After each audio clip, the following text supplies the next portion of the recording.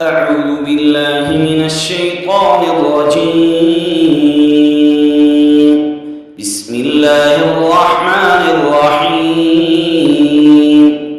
الذين آتيناهم الكتاب يعرفونه كما يعرفون أبناءهم وإن فريقا منهم ليكتمون الحق وهم يعلمون.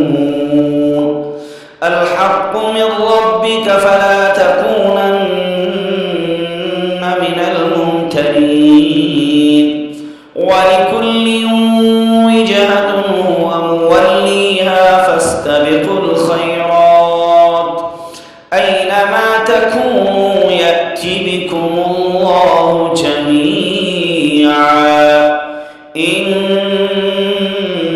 الله على كل شيء قدير.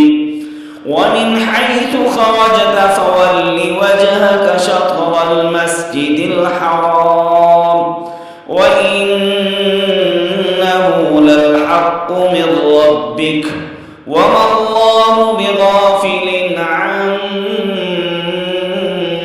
تعملون.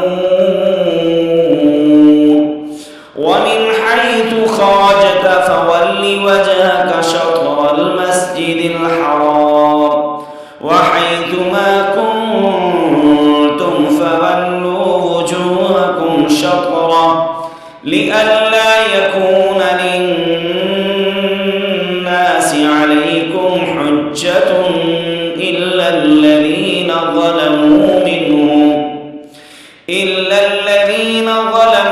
منهم فلا تخشوهم واخشوني ولأتم نعمتي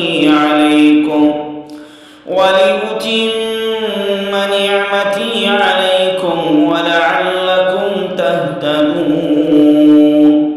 كما أرسلنا فيكم رسولا منكم يتلو عليكم آياتنا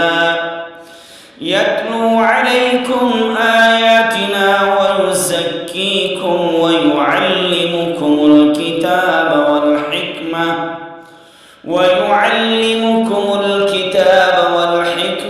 ويعلمكم ما لم تكونوا تعلمون. فاذكروني أذكركم واشكروا لي ولا تكفرون.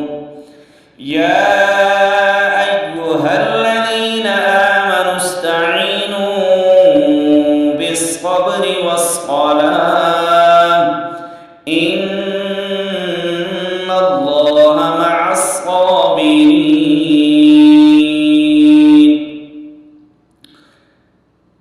एम बाबू Tanoli Islamic studio से आपको कुरान पाक सुनाया जाता है, सिखाया जाता है। आप अगर कुरान पाक सीखना चाहते हैं, दूसरा सिपारा हम शुरू कर चुके हैं। दूसरे सिपारे का दूसरा सबक सूरतुल बकरा चल रही है। आप हमारे चैनल को सब्सक्राइब कीजिए, शेयर कीजिए ताकि कुरान पाक की आवाज़ दूसरे लोगों तक भी पहुंच पाए। आप लोगों के ताउन का शुक्रिया, आप लोगों की सपोर्ट का बहुत बहुत शुक्रिया। अस्सलामु अलैकुम व रहमतुल्लाहि व बरकातुहू।